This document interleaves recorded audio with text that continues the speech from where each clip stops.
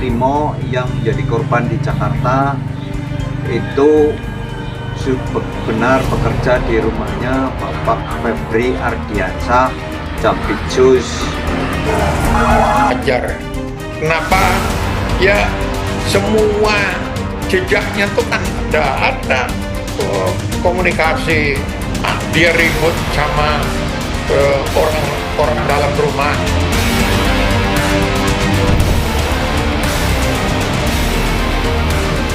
Penyebab kematian pegawai rumah ex Jampitsus Sutrimo masih menimbulkan teka-teki.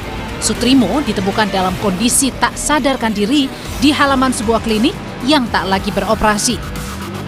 Pada Kamis 23 Juli 2026 pukul 9:09 dari rekaman CCTV, Sutrimo terekam tiba di Rumah Sakit Muhammadiyah diantar oleh 4 orang. Dokter pastikan korban meninggal sebelum tiba di rumah sakit sehingga tidak melakukan tindakan medis lanjutan atau otopsi. Polisi akhirnya melakukan olah tempat kejadian perkara di klinik tempat Sutrimo ditemukan tewas. Olah TKP dilakukan selama 2 kali pada hari Minggu 26 Juli dan Senin 27 Juli. Setelah menyelesaikan olah TKP, polisi mengumpulkan sejumlah barang bukti dari klinik kecantikan yang sudah tak beroperasi tersebut. Klinik kecantikan ini berada tak jauh sekitar 450 meter dari rumah ex Jampitsus Febri. Keluarga membenarkan korban Sutrimo bekerja di rumah ex Jampitsus Febri Ardiansyah di Jakarta selama puluhan tahun. Keluarga menilai tidak ada kejanggalan dalam kematian Sutrimo dan tidak akan menuntut proses hukum atas kematian Sutrimo. Keluarga meyakini Sutrimo meninggal karena sakit. Sutrimo yang menjadi korban di Jakarta itu benar bekerja di rumahnya Bapak Febri Ardiansyah, Jampitsus. Nah, bekerja sebagai apa juga saya kurang tahu dia, tapi sudah cukup lama puluhan tahun di rumahnya Pak Febri Ardiansyah. Keluarga itu tidak akan menuntut apapun dan sudah ikhlas. Mohon didoakan saja. Sutrimo itu mempunyai riwayat penyakit diabetes mellitus kronis. Sementara Guru Besar Universitas Bhayangkara Hermawan Sulistyo menilai ada kejanggalan dalam kematian pegawai rumah ex Jampitsus. Hermawan menilai Sutrimo berperan sebagai orang kepercayaan Febri yang punya akses dan mengetahui tempat penyimpanan aset ex Jampitsus. Intinya apa, mati nggak wajar gitu loh. Mati nggak wajar. Kenapa? Ya semua jejaknya tuh kan ada komunikasi. Dia ribut sama orang dalam rumah. Ya. Nah, terus aneh ini penjaga, tetapi dia punya akses kan, di situ ada 1,5 triliun uang cash dan yang lain-lain. Nah, tidak mungkin dia tidak tahu. Pertanyaannya adalah wajar saja ada kecurigaan kan bahwa ini dibunuh. Sementara penasihat ahli Kapolri Arianto Sutadi menilai polisi bisa menyelidiki penyebab kematian Sutrimo jika dinilai ada kejanggalan, walaupun keluarga memilih tidak menempuh jalur hukum. Itu dan sebagainya itu tidak mempengaruhi polisi untuk menghentikan penyidikan sampai dia tahu bahwa itu memang betul-betul bukan tidak pidana apa tidak gitu. Jadi sekarang ini polisi mudah pasti nyari alat bukti yang ada dan kemudian akan dikumpulkan, termasuk juga itu pengakuan daripada si ini kok tidak mau lapor, itu termasuk dalam melakukan penyidikan juga. Kalau saya mantan penyidik akan larinya ke situ. Jalan dalam arti fisik ya, kok ada di itu tempat yang sudah nggak dipakai dan sebagainya. Tetapi yang forensik Pak ya, kita membuktikannya itu nggak cukup dengan bukti fisik Pak sekarang ini. Harus pakai scientific crime investigation, jadi harus pakai forensik. Dengan rentetan kasus korupsi dan TPPU yang menyeret ex Jampitsus Febri Ardiansyah, kini polisi masih menyelidiki penyebab kematian pegawai ex Jampitsus yang diduga tidak wajar. Sejumlah saksi dan barang bukti sudah diperiksa penyidik. Tim Liputan, Kompas TV.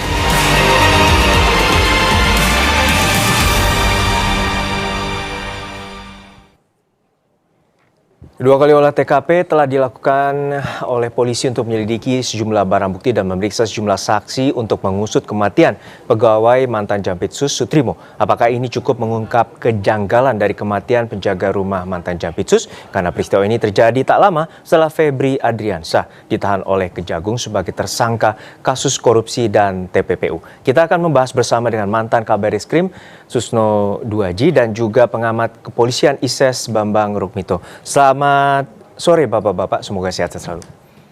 Saya ke Pak Susno. Pak Susno, ini kita mengetahui bahwa kasus ini menjadi sorotan publik dan muncul spekulasi terkait dengan kematian Sutrimo, yakni sebagai pegawai mantan Jampitsus. Untuk saat ini seperti apa yang harus dilakukan oleh pihak kepolisian? Apakah membuka CCTV atau bahkan upaya lanjutan melakukan ekshumasi?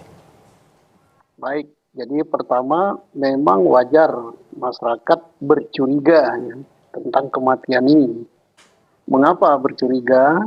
Dari status Sutrimo sendiri, dia adalah orang dekatnya Bapak Jampitsus, ex-Jampitsus ya, Bapak FA. Ya, dia bekerja di situ sudah puluhan tahun, kemudian tentunya dekat hubungannya dan banyak hal yang diketahui tentang kepribadian, perilaku, kebiasaan, dan lain-lain dari ex-Jampitsus FA ini. Yang kedua, matinya atau meninggalnya publik menganggap tidak wajar. Mengapa tidak wajar?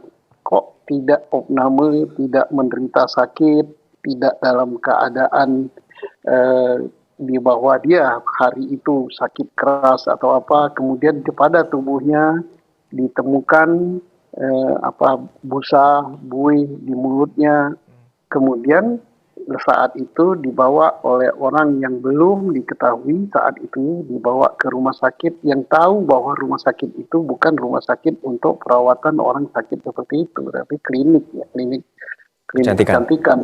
Iya, itu kan hal-hal yang tidak wajar. Dan juga Polri tahunya bukan dari laporan orang yang membawa itu, bukan laporan dari keluarga, tapi karena informasi dari masyarakat beberapa hari setelah kejadian baru Polri diberitahu. Nah, jenazah juga tidak diotopsi dan sebagainya. Jadi kecurigaan penuh. Nah, apa yang dilakukan oleh Polri tepat sekali. Pertama, olah TKP.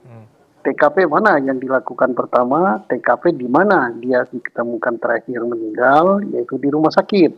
Kedua, TKP di mana dia mulai diangkat mau ke rumah sakit. Dan ini berlaku mundur terus yang dilakukan Polri.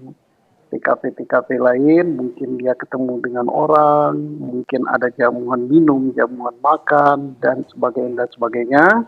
Ini saya kira runtut yang dilakukan oleh penyidik atau penyelidik Polri sudah sangat tepat. Untuk apa? Untuk mendapatkan alat bukti. Alat bukti apa? Alat bukti untuk mengetahui penyebab kematian dulu. Nah, penyebabnya wajar apa tidak? Ini sangat gampang untuk diketahui.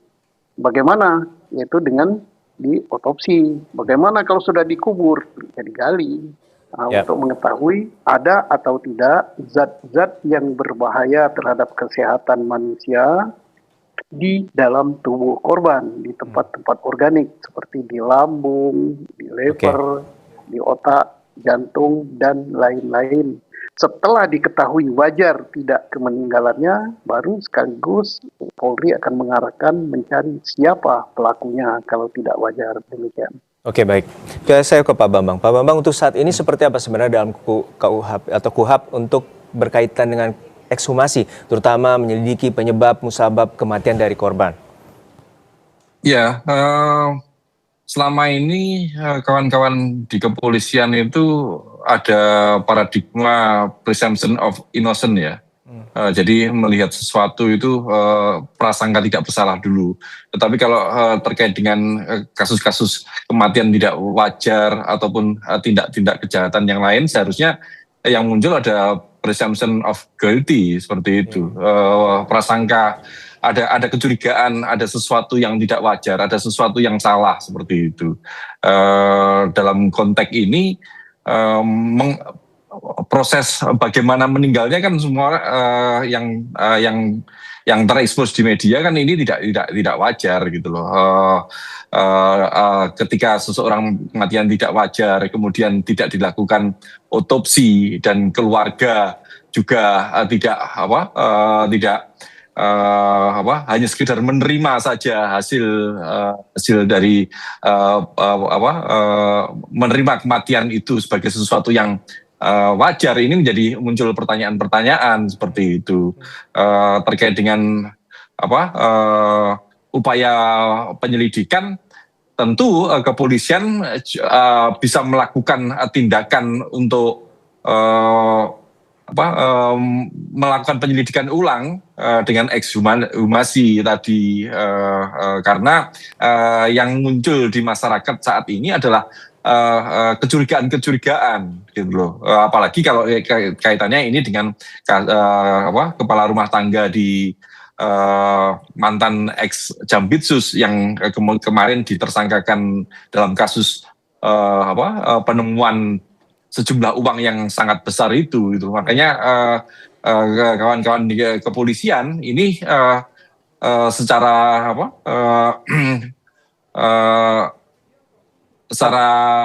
sangat-sangat wajar sekali melakukan tindakan-tindakan dalam proses penyelidikan itu gitu loh. Artinya Anda mau bilang bahwa tanpa pelaporan dari pihak keluarga, polisi dapat melakukan penyelidikan?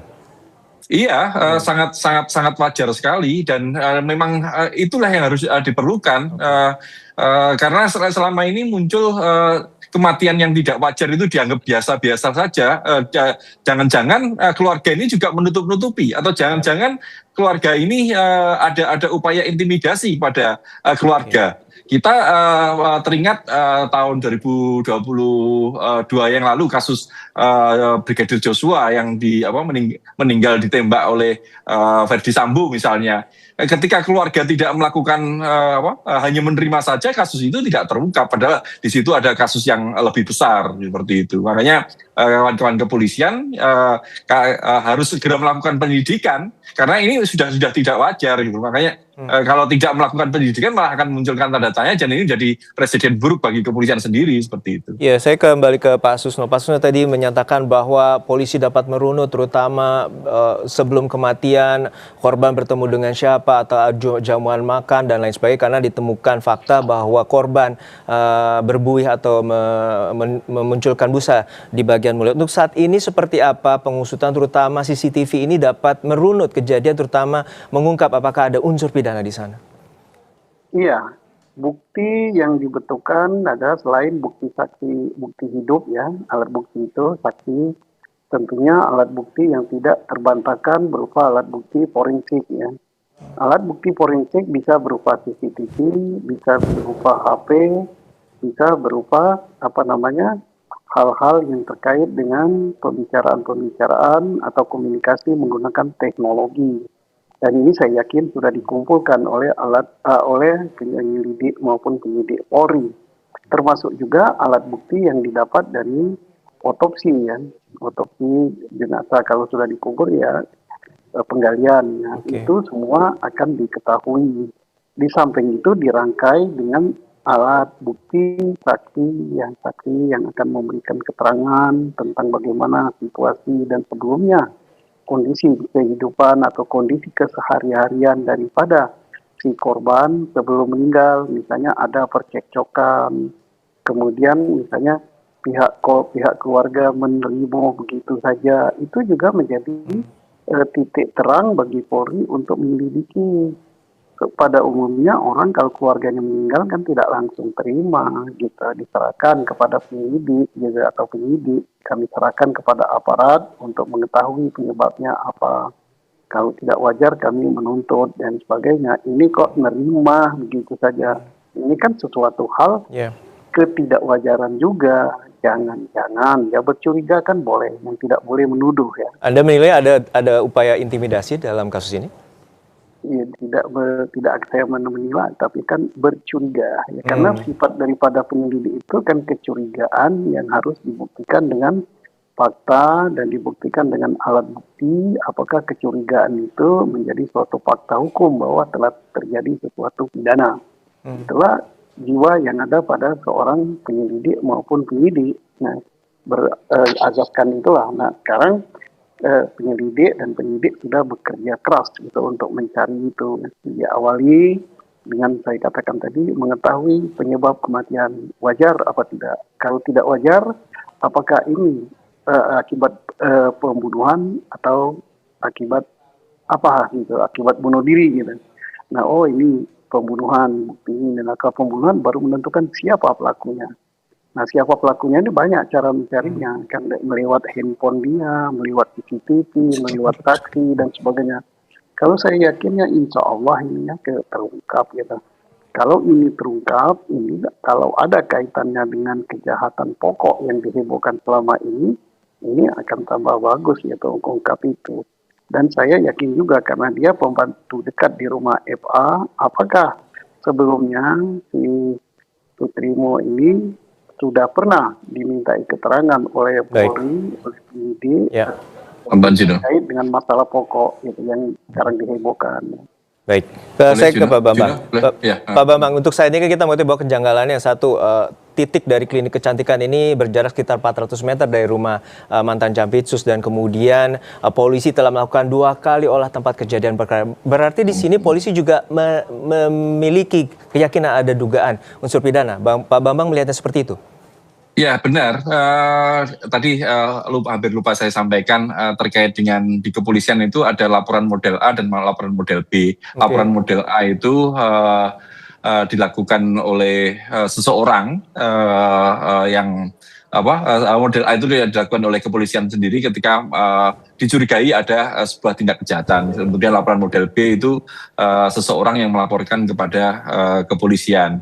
Jadi artinya kepolisian ini memiliki kewenangan untuk melakukan penyelidikan terkait sebuah tindakan sebuah tindakan yang dicurigai ada unsur-unsur pidananya, seperti itu. Kalau melihat runutan tadi, kawan-kawan kepolisian sudah melakukan olah TKP di klinik kecantikan yang jaraknya 450 meter, artinya di situ sudah ada kecurigaan, dan ini tentunya harus dikembangkan, tidak hanya berhenti dengan pernyataan dari keluarga saja menerima kematian itu, dan itu akan memunculkan tanda tanya besar. Ada apa dengan keluarga ini ketika ada kematian tidak wajar bagi anggota keluarganya, sekedar menerima saja seperti itu.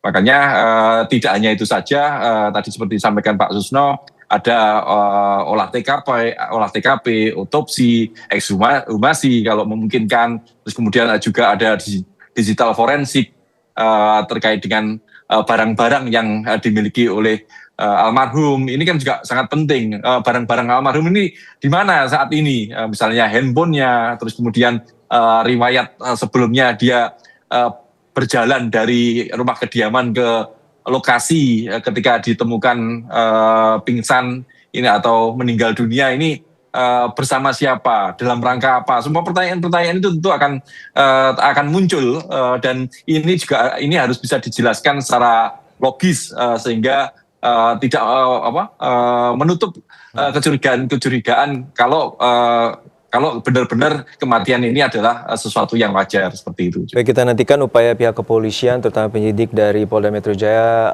dapat mengungkap ataupun mengusut sebab musabab dari kematian Sutrimo, pegawai dari mantan Jampitsus Febri Adriansyah. Terima kasih sekali lagi Pak Komjen Purnawirawan Susno Duaji, mantan Kabaireskrim Polri, dan juga Pak Bambang Rukminto, pengamat kepolisian dari ISES. Sehat-sehat selalu Bapak-bapak. Sama-sama. Pak Bambang, selamat sore.